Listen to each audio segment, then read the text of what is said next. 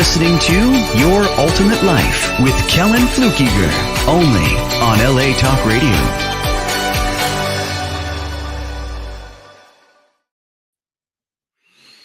Hello, and welcome to this episode of Your Ultimate Life. I'm excited today because I'm going to talk about something today with you that's really important to you, even if you don't know it.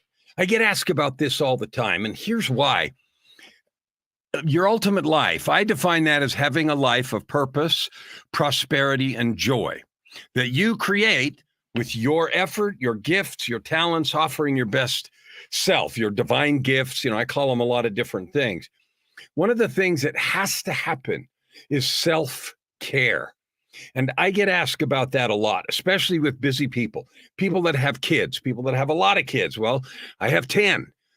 So I've had some experience with that. People that have busy jobs or long commutes or are scrambling to make ends meet, or those kinds of things where a lot of times it's like, I don't have time to do any of that crap. I barely get by. I don't get enough sleep, et cetera, et cetera. So I want to talk about self-care today.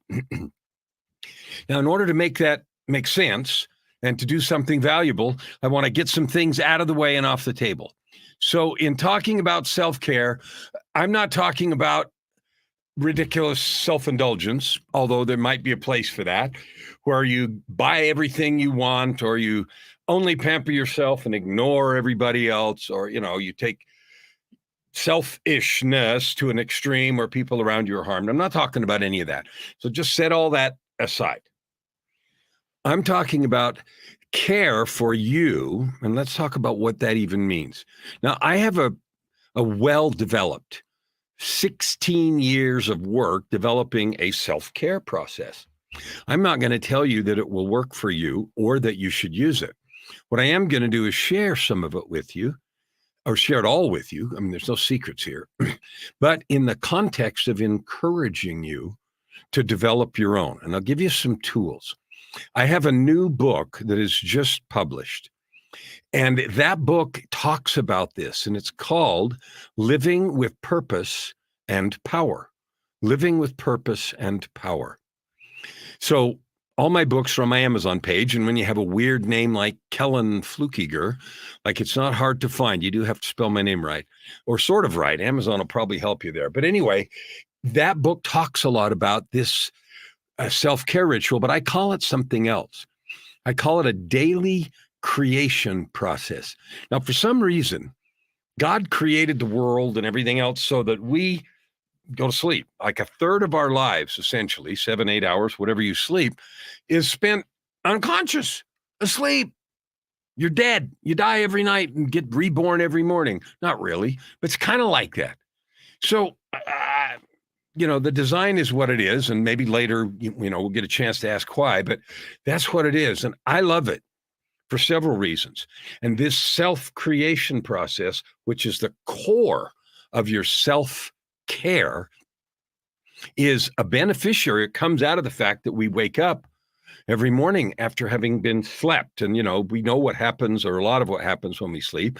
The body rests, there's digestion, there's restoration of muscles, there's recovery of brain processing of memories, all kinds of things happen in the different stages of sleep: REM sleep, light sleep, deep sleep. And we're not going to have a conversation about what each of those do, because that would take a whole episode, and I'm not an expert on it anyway, even though I have done some reading, like you probably have.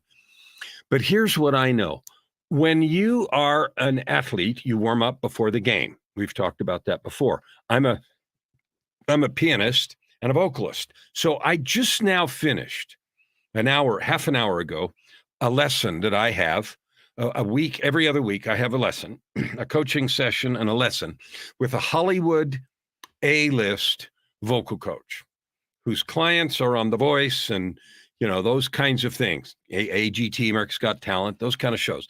And he's had some A-list celebs and so forth in his client list from his practice. And here's what today I was singing. I was singing 2 songs we were going to work on. And so we started, we did a little chit chat. Then I sat down at the keyboard, and this is me playing and singing, not singing with a karaoke track, although I've done that sometimes. These are all original songs. And if you're interested in any of them, if you look my name up on Spotify, you'll see all that too. But this isn't a song pitch. These two songs are songs that tell stories from my books, Tightrope of Depression and Down from the Gallows. Those two books are stories about my life and the stuff I'd been through. And so I wrote some songs to tell stories. But anyway, as I sang this first song, I did really well. And I felt really good. Felt like I did it well. And, the emotion, the expression was there and everything else. And you know what he said? He said, that was really good. And then he gave me some pointers. And he said, are you up for doing it again? And I said, yeah, sure. I'll do it again. And what do you want? And I asked him, what do you want me to do different? What do you want to do different? Because I'm looking for, pro level coaching, highest level stuff. And he thought for a minute, and then he looked at me and he said, just settle in. And I thought, settle in. So I did that. And he didn't explain it any more than that. Settle in. So I did. I breathed, got in, did it all over again, settled in. And when I got done with the second one, he just applauded. And then he asked me if I could feel the difference. And this is what this has to do with self-care. The difference was, and it's funny because we were speaking in shorthand, I said, well, the first time I did it, that was like my first song. And this second one, even though it was the same song, wasn't my first song. And that was because, and so the first song had the little squeakiness, the little not quite ready, the little this, that, and the other. It wasn't quite there. And then when I did it again, I'd settled in. I performed it. Great. Killer. I would have easily been satisfied with that performance in front of any audience. So we talked about that for a minute. And here's how this ties into you. You're creating your life of purpose, prosperity, and joy. Because it was my first song, I hadn't warmed up well. I'd warmed up some. I'd been doing some humming and some exercises as I did other stuff, getting ready for our call, but I hadn't warmed up in the camera, on camera, performing, like performance ready stuff, like you do in a green room, right? And those little tiny things made a difference. So my point in the story is the warm up mattered. And though the first song was now warm up. So I asked him, okay, what do I do? And he said, so you need to go through your day and sit down at your performance station. I have a performance station over there. That's keys are all set up and the mic's set up and everything's ready to go. So I can perform, which I do sometimes. Just go through the day and randomly sit down and do that first song thing. And the goal, of course, is to get myself so that I'm able to do that. Well, so here's what long story for a really important point. If you don't warm up, we'll talk about what warm up in a minute, it means in a minute, because it is self-care. If you don't warm up your heart, your mind, your emotions, your intentions, your body too, if you don't warm those up, get them ready for the day, they're only going to perform like first song jitters, think stage fright, think I forgot what I was doing, think all the creakiness that comes when you're surprised and you have to show up. So this is the heart of self-care, which is, I'm going to call it self-creation. And this is actually one of the most powerful things that I can give you as a creator to build your ultimate life. You don't build an ultimate life accidentally. It doesn't come in an Amazon box. Even if you won the lottery, that doesn't build an ultimate life. That just gives you money to spend. And if anyone that thinks that money's going to solve your problems, I can promise you it doesn't, because I've been there too. And all it does is create bigger problems with more zeros. Preparing your heart, your life, to be the person you want to be doesn't matter. It doesn't depend on your money. It doesn't depend on anything except who you want to be. So here's how it works. What do you do when you get up in the morning? Do you get up as late as you possibly can? Do you hit snooze several times? Do you time your morning process so you can just hurry up and do what you have to show up at the first mandatory thing, whether that's giving the kids a ride to school or rushing to the office, or if you're working from home, rushing downstairs or upstairs or same floor to your first Zoom meeting. I said downstairs because all my studios and offices are in the basement, which is huge. I have 3 studios down there. It's crazy. Anyway, is that what you do? I've done that. I can remember so many years when I timed my morning so that I had to get up, take a shower, do the stuff I had to do, and then commute to work. Boom. That was it. And then on my commute, I tried to do a little thinking about what my first meetings or obligations were, and there was zero preparation of anything except a little bit of time spent on work-related stuff. Well, that's not enough preparation because there's a lot more to you. You're a much richer, more textured, nuanced human than just your work skills. Now, to create my self-care, I use an acronym, SPEM, S-P-E-M. It isn't magic. It is a thing that I do to create myself or give myself the self-care. Now, if you buy a car, and I have bought cars that I wanted to take, good care of. Not very often because I'm not a car buff, but I have had that happen. So what do? Well, I make sure it's washed and I polish it or have somebody polish it occasionally. I do some things that will preserve that. I do that in the recording studio with microphones. I make sure that they're cared for, that they don't get dropped, that nothing happens that will damage their usefulness. I take care of them. Well, do you take care of you? Do you take care of your physical body? Are you at the weight you want? Are you in the shape you want? Are your relationships joyful, happy, like you want them to be? I don't know. Are they? Most of us avoid that conversation. And here's what we do instead. We say, I don't have time to fix it anyway, so screw it. I'm doing the best I can. Here's the funny part. It's not so funny. You're free to live like that forever. And your relationships or your body or your health or your mental health or your spiritual health, it'll stay right where it is, or it will deteriorate without attention. Now, and I know if I don't eat, I'm going to be starving pretty quick. The body's going to complain and you're going to go take care of that. Well, our spirit, our energy, whatever you want to call that thing, I call it a spirit, that doesn't have the same command of our attention that our stomach does. So if I don't feed my spirit, it just withers. It just withers away. What does wither away mean? I become less attentive. I listen not as well to people. I don't pay attention to life. I feel less gratitude. I complain more. I get bitchier. Those things happen when we don't take care of our spirit. And we're going to talk about what that means in a minute. But it starves and atrophies just like your body does. It's just more obvious. When I spent a month in the hospital and 17 days in a coma, I learned after the fact that a body can lose up to 2% of its muscle mass in a day when you're in a coma. Now, I read that somewhere. I'm not saying that's the definitive answer, but I read that. When I came out of the coma, I had lost 35 pounds and I couldn't walk. So it seemed about right to me. It took a long time, many months to build up strength and so forth. But that's an example of atrophy of the body where your spirit atrophies. Your mind atrophies. Now, I'm an accomplished pianist. There's been times in my life where I spent some years not practicing much.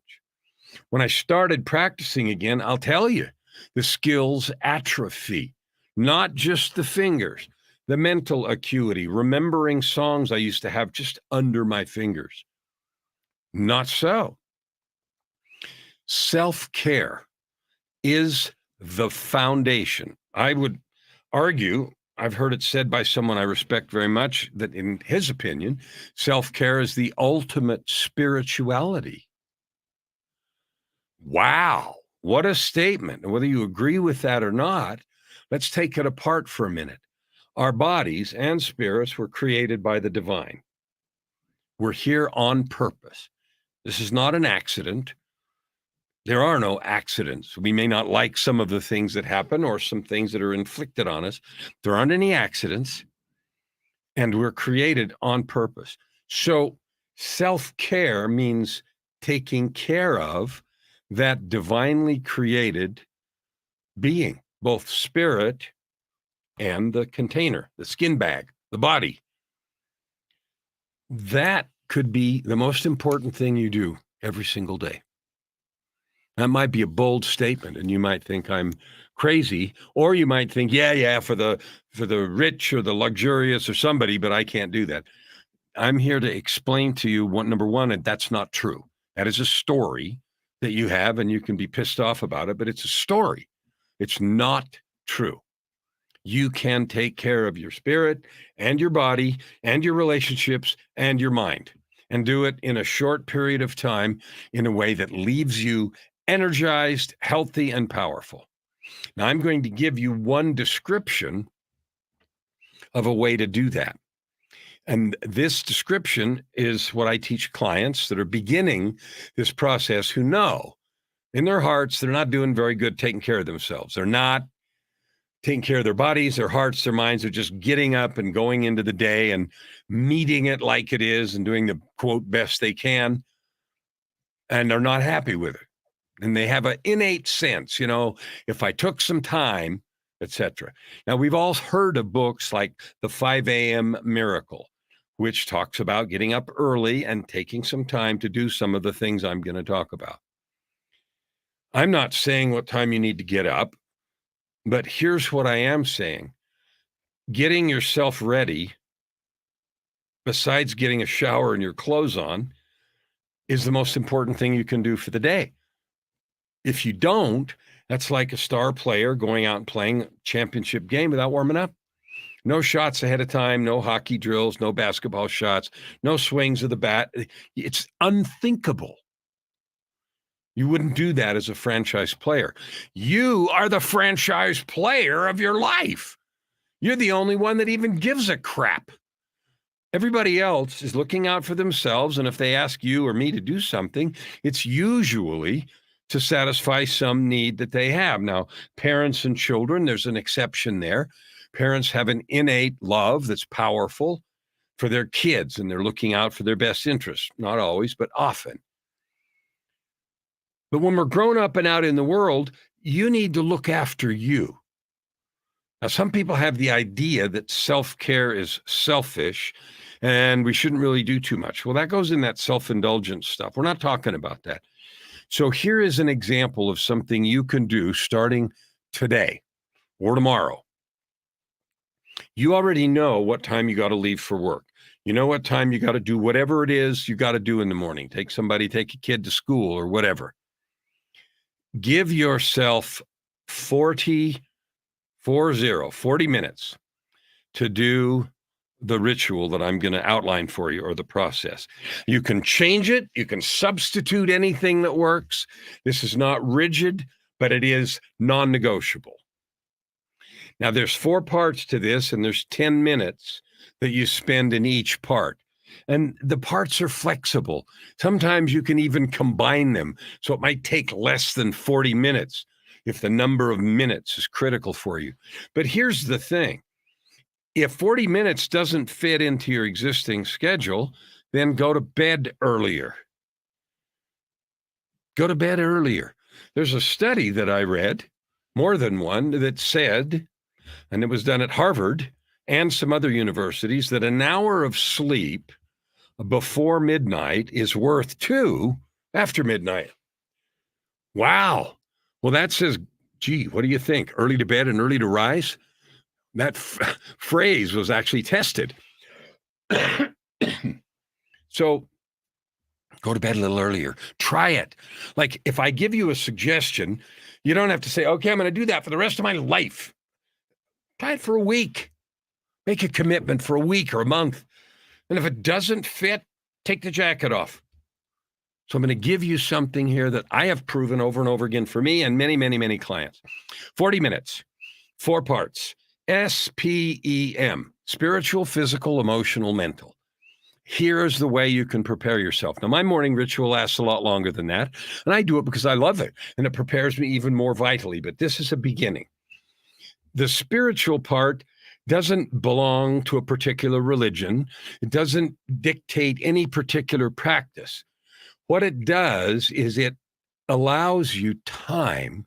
You can meditate. You can simply sit still with yourself and learn to be still.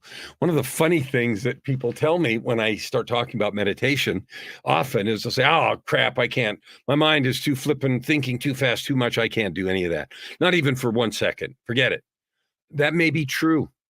And so if you're choosing meditation, and I'll give you a number of choices. If you're choosing meditation, then just sit there with your racing mind. And gradually what will happen is you get better at letting thoughts go. Refuse to go down the rabbit trails. One of the ways that people suggest starting this is with your breath. And the reason is really simple. You always have the breath. You can't not breathe and be alive. It gives your mind something to focus on. Some people use some kind of a mantra, some sound or whatever. I'm not going to preach a particular thing. Start with the breath. So every time you find yourself thinking about that bill you got to pay, the itch on your foot, or anything else, just bring your mind back. Oh, yeah, laugh. Here I am, crazy monkey mind. I'm going to think about the breath. Now, what does that mean? What am I thinking about? What? Well, here's how you could do it, is experience what it's like to breathe in. And feel your lungs expand. Feel that and focus on that feeling. And then breathe out. And you can feel the feeling of what it's like to breathe. Like, we don't pay attention to that, do we? We just do it all day long. And we know if we quit, we're dead. But we don't really think about the act of breathing. Breathing is symbolic of all life. The earth breathes. The seasons is the earth breathing. The water cycle, the air cycle, oxygen, carbon dioxide, all of that is exactly excuse me, the breathing of the universe. Stars are born and die. So those breath cycles are a lot longer. But breathing is as natural a part of every living thing as anything. So start with that. Focus on what it's like to breathe. Breathe in, breathe out, and slow it down. Do it on purpose and just play with it. Set a timer for 10 minutes so you won't skip anything. I think at about 3 minutes, you'll think, oh, this is stupid. I can't do this anymore, but that's okay. Just go. Keep going, and learn to breathe slowly, intentionally, really deeply in and out. And you think, you could be saying, why is that even important? What good does that do? Is that crazy? Well, I'll tell you what it does. This is backed by a raft of scientific study and evidence. Breathing slowly and deeply affects the body's chemical balance in a positive way. Breathing slowly and deeply processes the neurotransmitters associated with anxiety, frustration, and anger. Those things tend to float out of our bodies when we're breathing deeply and slowly. That's where things like, count to 10 and so forth came from. Breathing deeply and slowly. So if you have nothing else for that 10 minutes, just breathe deeply and slowly and let the thoughts go, no matter what comes. Oh, there I am thinking again. Just let it go. Let it go. Let it go. Bring it back to the breath. Experience just for 10 minutes what it really feels like to breathe as a human being. Now, there are a bunch of things you can add to that.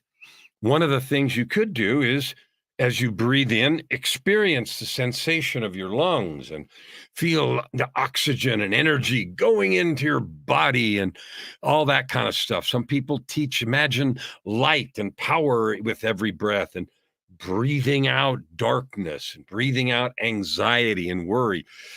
In with the good, out with the bad. So there's 1,000 things you can add to the breath, but the simple thing is just to breathe. Breathe. I can promise you, if you do that for a week, every day, 10 minutes, And if you could do it at 10 at night, that would be great. It'll help you fall asleep faster, be more restful, clear your mind, a bunch of other stuff. But we're just talking about warming up for the day. That after a bit, you learn to let thoughts go. You learn to have your mind less busy. And here's what else begins to happen. You begin to have thoughts that come to you that aren't the frantic, busy thoughts of what I got to do today. They seem like they're a different color, like they came from somewhere else. Well, they did. They're your intuition or your higher voice, higher self-talking, or the divine. We're not going to cover that today, because talking about learning to hear intuition and how to distinguish that sort of thing is a whole episode in itself. And I've got tons of other stuff on that. But I don't want to rush through that just to try to squeeze it in here, because it would shortchange it.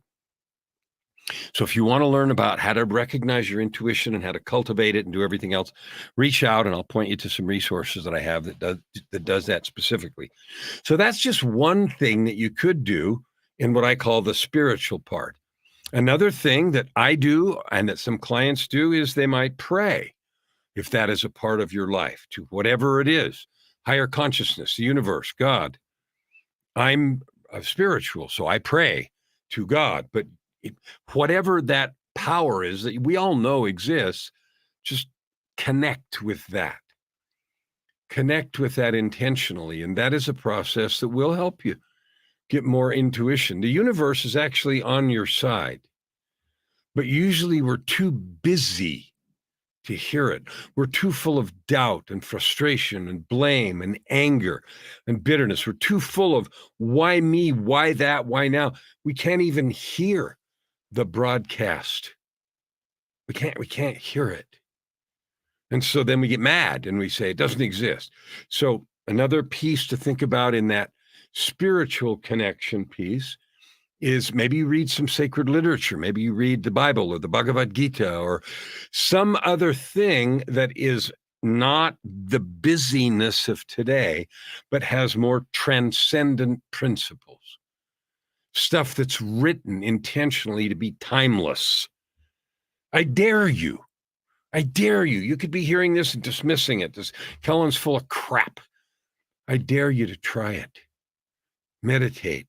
Read some literature that has stood the test of time, centuries, thousands of years in some cases. There's a reason. There's a reason that it has. So take advantage of it instead of just pushing it away, if that's you. Maybe you're already doing that.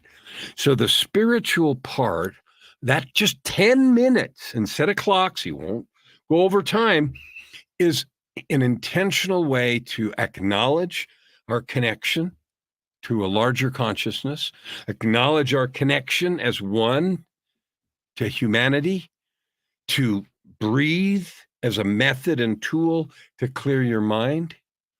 If you pray, then pray, read sacred literature, but do it slowly. Slowly. This is not okay, check.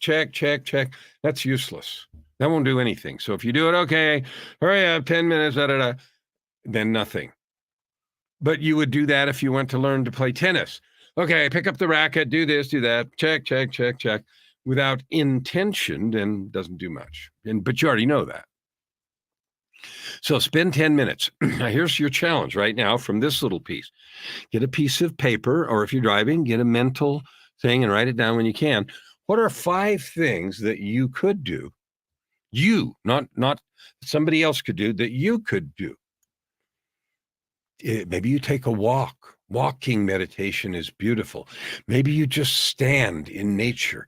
Maybe you just look out at the ocean and breathe. Maybe you look at a beautiful landscape. There's 100 ways, but the point is slow down, connect with the infinite, turn off the noise, right? And acknowledge and connect with the greater whole. Spend intentionally 10 minutes doing that. So that's the S part. Now there's a whole bunch more to it. But again, in the space of one episode here, I can't do that. If you want more, reach out to me. I've got a whole book, and half of it's dedicated to the creation of powerful morning rituals.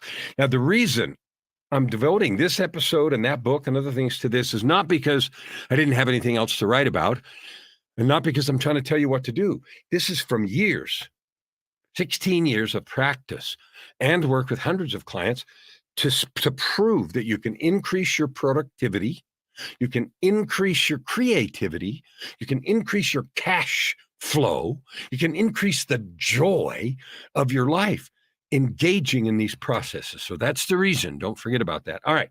Part 2, 10 minutes on the physical piece. Now, maybe you have a plan to go work out later. Maybe you're going to go play tennis, or maybe you think, well, I walk around enough at work. I don't need to do this. Wrong. Do not skip the physical part. Our bodies are laying in bed, flop, for all night. The physical part is just to pay homage, to honor, and to wake up your physical body. It's just a container. After all, it's not that spirit. We know that because people lose limbs and their spirit's the same. They don't operate as half a spirit because they lost their arm or their leg or something. I know people like that, and their spirit is not different unless they choose to get angry about it, and then that creates a whole different thing. So that body is important, and so we need to honor it. Now, there's lots of ways to honor your body. I'll give you some of them, and you need to take them and adjust them in the way that makes sense. But it's important that you spend, and I use 10 minutes, but spend 10 minutes. One of the things I do is stretches. Your body's been laying there, so you might lay in bed and, grab your feet and straighten your legs and stretch your hamstrings, or you might bend forward, or you might twist your back around, or you might get on the floor and, do a couple push-ups, or, just do some things to gradually wake up and honor your body. Now, there's several parts to this. One is, what do you eat in the morning? Garbage? Or do you give your body what it needs to have a powerful day? You've been empty all night, and honoring your body is really important. So here's the way I describe it for myself, and I'll share it. I say, I am that I honor the temple, or I care for the temple that is my body. I am that I eat well for health and enjoyment. I am that I exercise often for health and strength. I am that I sleep sufficiently for rest and rejuvenation. I am that I heal and develop through celestial energy. What I mean by that, I know it might sound woo-woo, but what I mean by that is in the meditation part, I consciously connect and bring that energy into my body to heal and develop. And I've had boatloads of injuries and all kinds of stuff. And if you've listened to many episodes, you know a lot of the stories, but those go away. My voice, my back, my legs, my ears, all the things that are broken have been and are being healed so that they perform well. So how you choose to take care of your body, again, is going to be up to you, but don't skip that. I don't have time. I got to hurry up and get dressed. Get up earlier. Hit the floor for 10 minutes. Do some stretches, yoga, martial arts stretches. There's 1,000 videos on YouTube that you can do for 10 minutes. I'm not talking about your daily workout or your Peloton or whatever it is you're going to do if you're doing exercise or going to the gym or something. That's something different. This is an intentional creation process for your day where you honor the vehicle that's going to take you around all day. You pay attention to it. You stretch it. You wake it up. You feed it. You care for it. You sleep enough. You drink enough water. Dehydration is worst after being asleep all night, obviously, since you evaporate. Right now, we are in the middle of winter up here in Alberta, and it's really dry. I have to drink a lot of extra water up here because it's dry. That was true in Phoenix all year round when we lived there because it's so dry in the desert. Anyway, so that's the second part, is taking care of your body. I want to mention one more thing that's kind of a mix between physical and spiritual, and tell you a little story about it. One of the things that I teach clients to do is called the mirror exercise. And here's what it is. Go stand in front of the mirror. Look deeply in your own eyes and say, I love you. Now, if that is strange to you, or if it's awkward, I had one client tell me I'd rather put my hand in a meat grinder than do that, because sometimes it's hard. Sometimes we're ashamed of ourselves. Maybe we're ashamed of how we look, or maybe we're ashamed of who we are, or things we've said or done.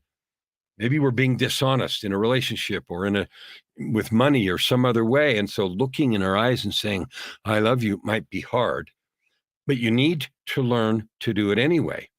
And if there are things that show up for you that you have control over, that's a call to fix them. That's a call to say, you know what? I got to get in integrity with that. I told so-and-so I'd do this and I have no intention of do that. I need to clean that up.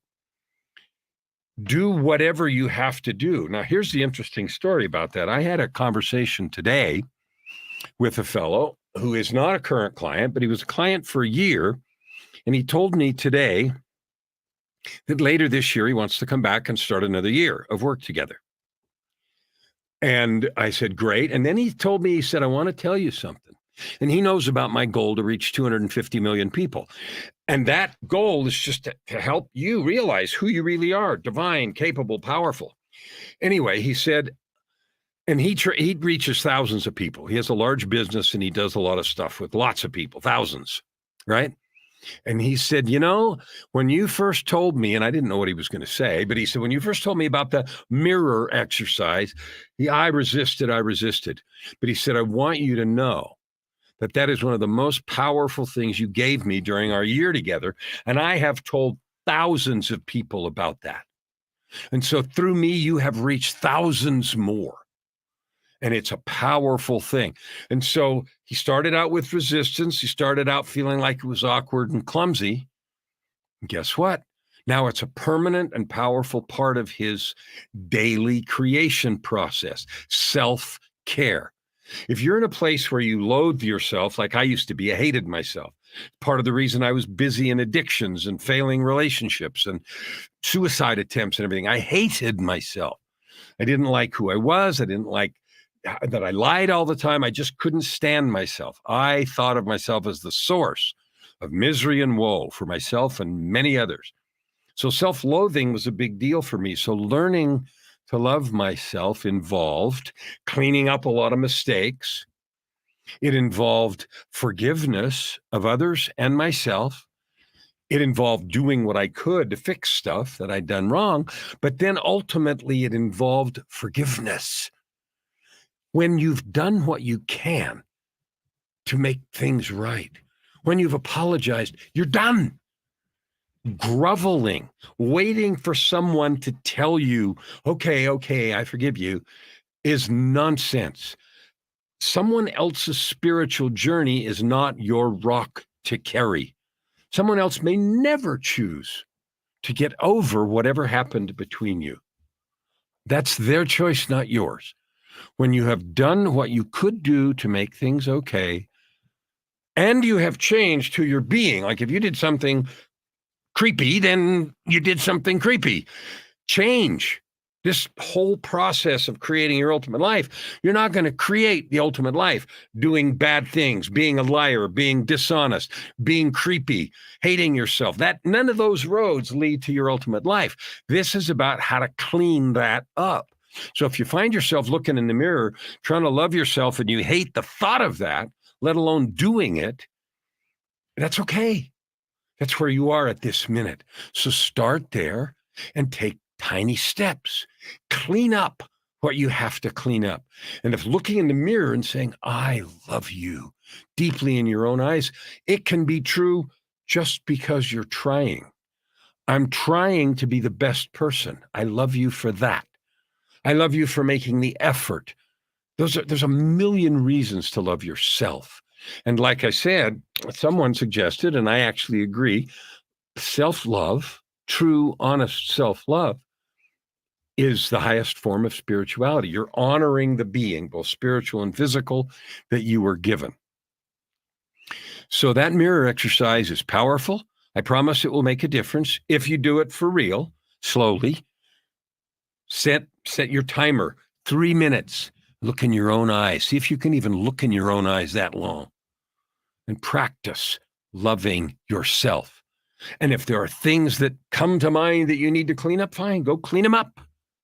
You're not going to create your ultimate life, purpose, prosperity, and joy until you do. So that's the physical part, SP. E is a big category. E stands for emotion.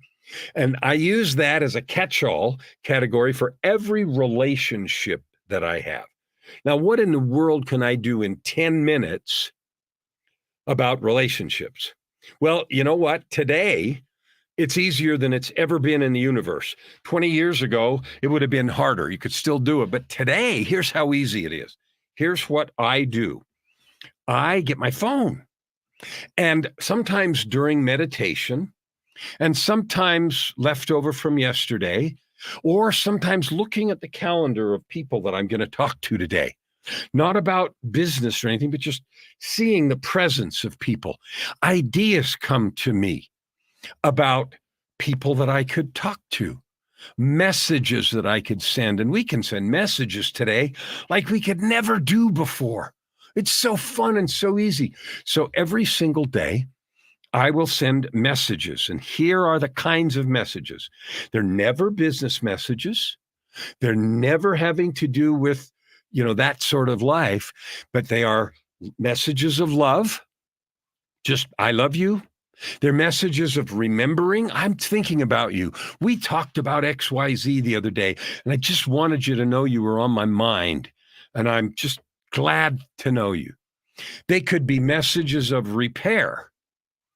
If something has gone south, or, you had a conversation that didn't end well, or something happened, messages of repair.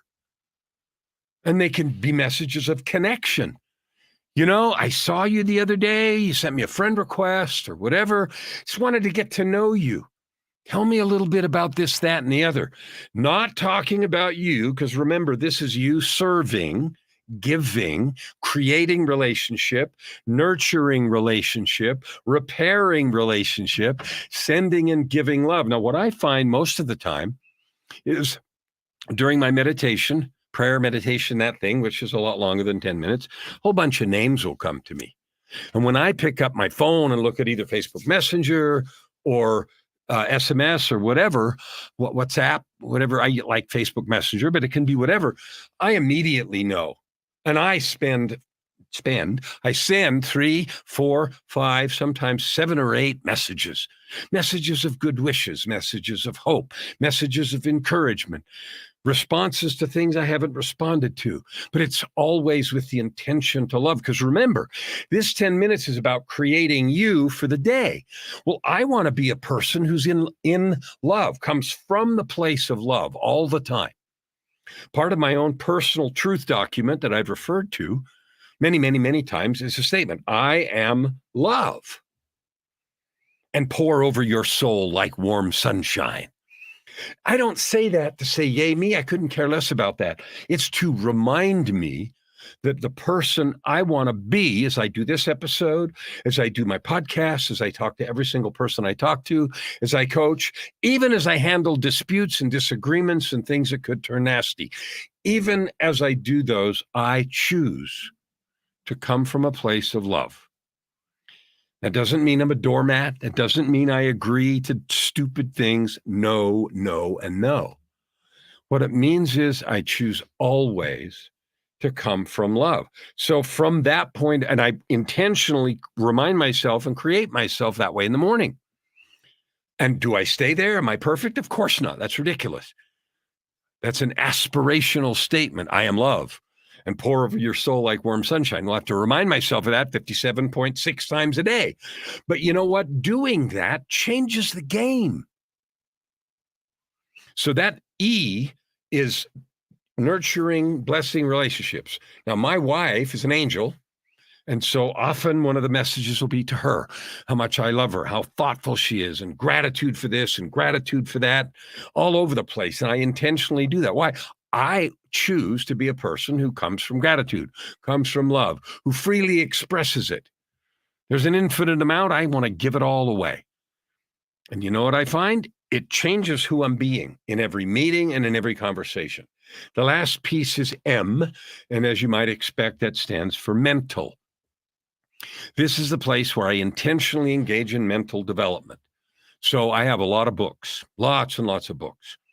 Some of them are related to coaching, personal development, rah-rah, woo-woo stuff, and many of them are not. But they're all books designed to cultivate and elevate my mental capacity, my knowledge, my consciousness. One of the fun things that I'm really infatuated with is the 0-point universe, 0-point energy, and the quantum field fluctuations and the quantum universe and all that stuff that Einstein did and Feynman and all of those folks. So I dig into that a lot. I read books about those things, and there's been a lot of experiments, science work done with that kind of work. And I really, really enjoy digging into that. So I read books on that. And then, of course, I read books on personal development and those kinds of things. I've got some historical fiction books. I've just been reading a book about Alexander the Great.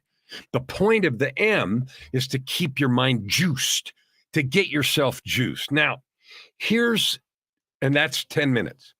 And you read whatever you read, a chapter, 2 chapters, 5 chapters, maybe they're short chapters, maybe they're long chapters.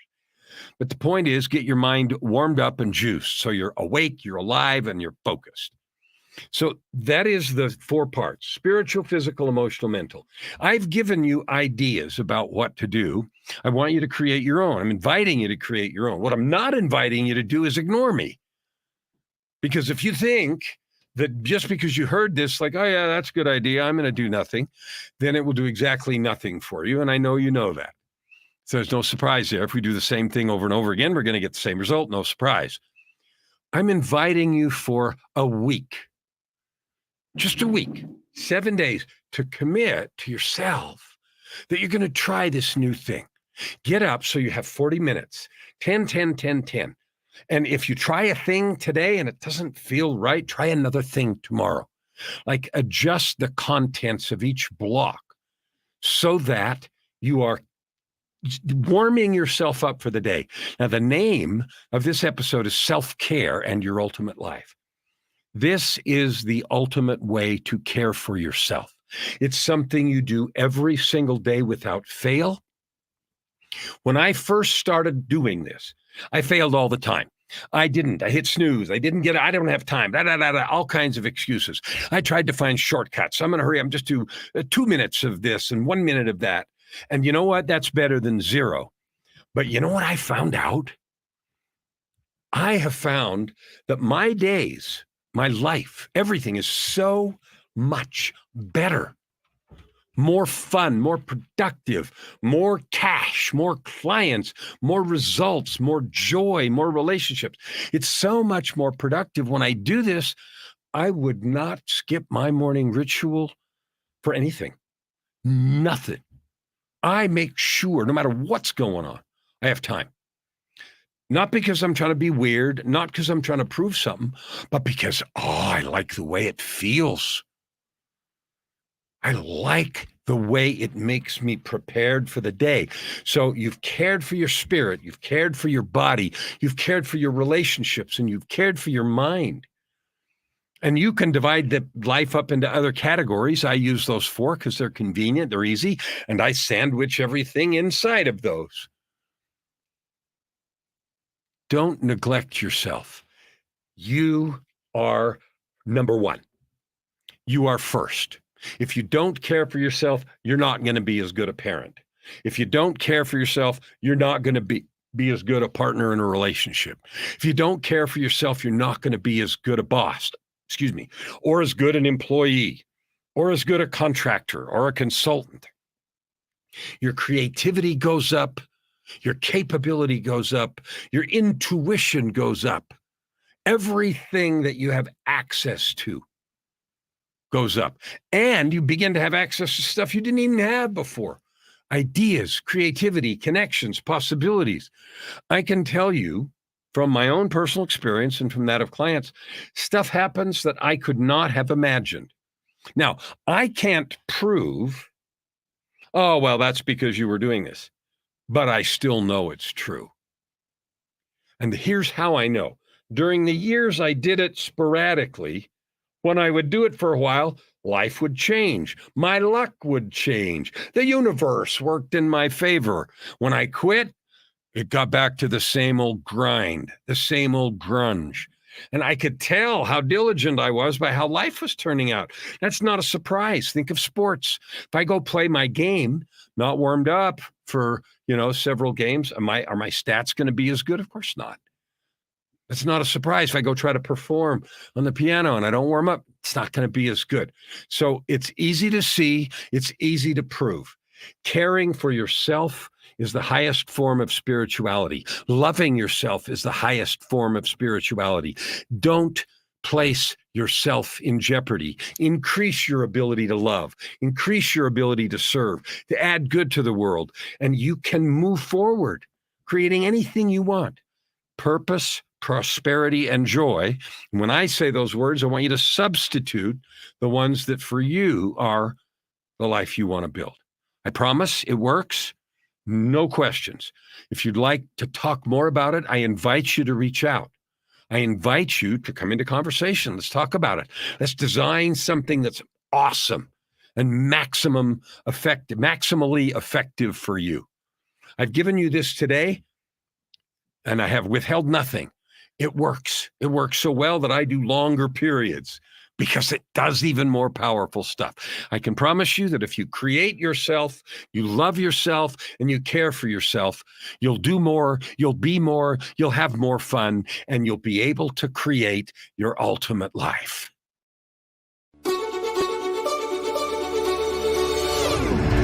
You're listening to Your Ultimate Life with Kellan Fluckiger, only on LA Talk Radio.